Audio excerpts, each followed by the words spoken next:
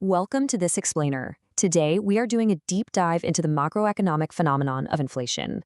Think of this as a clinical diagnostic. I'll be your guide through its symptoms, its underlying causes, and the often painful treatments required to cure it.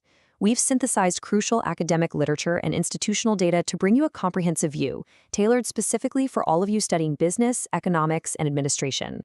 Here is our roadmap for today. We're going to hit the definition of inflation, how we measure prices, the different types and levels, theories on what causes it, the economic fallout, and finally, control policies. Let's get right into it. Section 1. The definition of inflation. So, let's start our diagnosis by looking at the most obvious symptom we all feel, that painful loss of purchasing power. What exactly is inflation at its core? It's a universal feeling, right? You go to the store and your money just doesn't buy what it used to. Your grocery bill goes up, the cost of raw materials for your business suddenly spikes.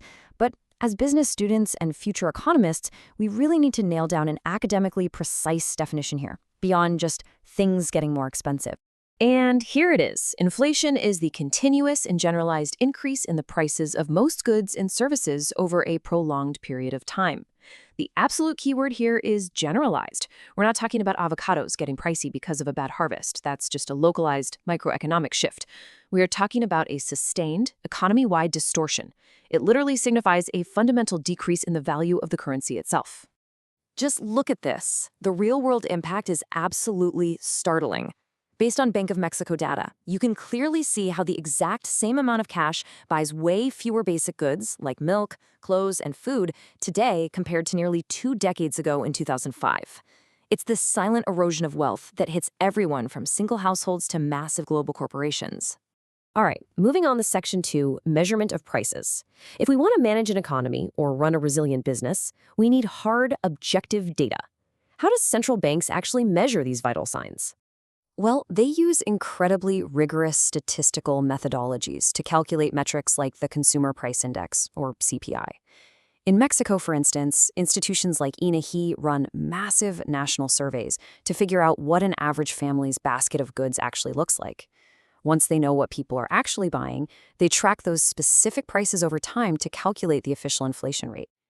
And guys, the sheer scale of this operation is mind-blowing. To get accurate data, INEGI doesn't just pop down to a few local stores. They track 235,000 individual prices across 46 different cities every single month. This massive data collection guarantees that the metrics businesses use for indexing contracts or central banks use for setting interest rates are firmly grounded in reality. Section 3. Types and levels. Now that we can measure the inflation, we need to classify its severity, kind of like staging an illness. The treatments completely change depending on the stage. This breakdown shows us the whole spectrum. You've got moderate inflation, usually under 10% a year, which is a gradual rise that economies can generally adapt to. Then there's galloping inflation, hitting 2 or 3 digits, which seriously cuts purchasing power and makes business planning a total nightmare. And then there's hyperinflation. We're talking prices exploding by over 1,000% annually, or 50% month over month. This stage completely destroys a currency's value. To put that into a real Latin American context, Bolivia hit a staggering 11,700% hyperinflation rate back in 1985. It's a textbook example of total economic collapse. In situations like that, citizens literally sprint to spend their cash the second they earn it, or they frantically convert it to foreign currencies because domestic money is losing value by the hour. Moving to Section 4, theories and causes. This is the academic meat of our explainer. Why does this actually happen in the first place? Well, there are a few competing but often overlapping theories. The two biggest culprits are demand pull and cost push.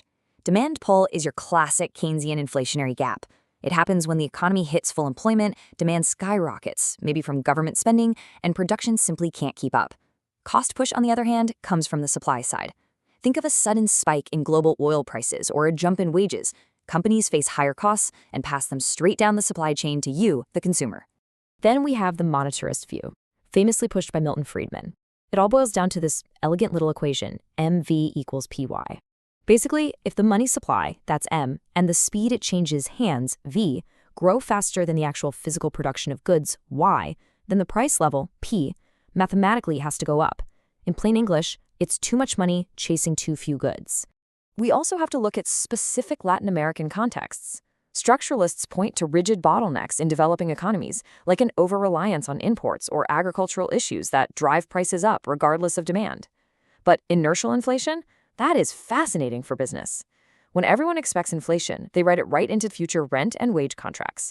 This indexation practically guarantees future inflation. It becomes a totally vicious, self-fulfilling cycle. Section 5. Economic consequences. Because look, high inflation isn't just numbers on a spreadsheet. It fundamentally messes with human behavior and wealth distribution.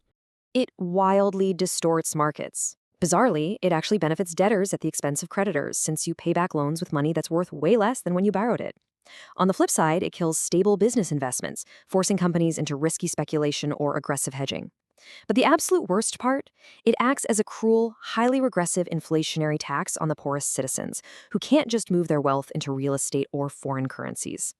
And for governments, it creates this brutal fiscal trap known as the Olivera-Tanzi effect. Imagine a government assesses a tax in January, but doesn't actually collect it until April.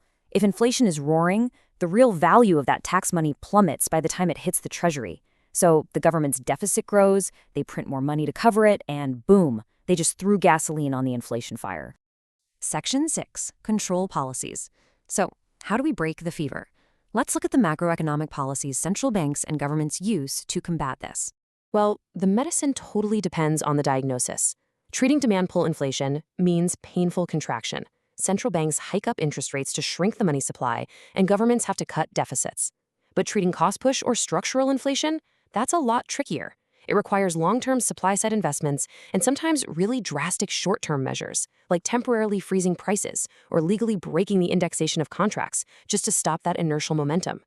But here's the catch. The cure usually comes with brutal side effects, perfectly illustrated by the Phillips curve.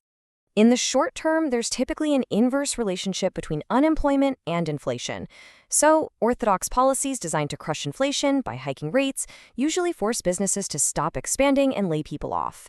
You are essentially forcing the economy into a recession just to kill the price hikes.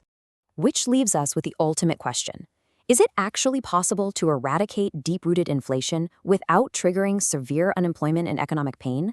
Achieving that soft landing is the holy grail of central banking.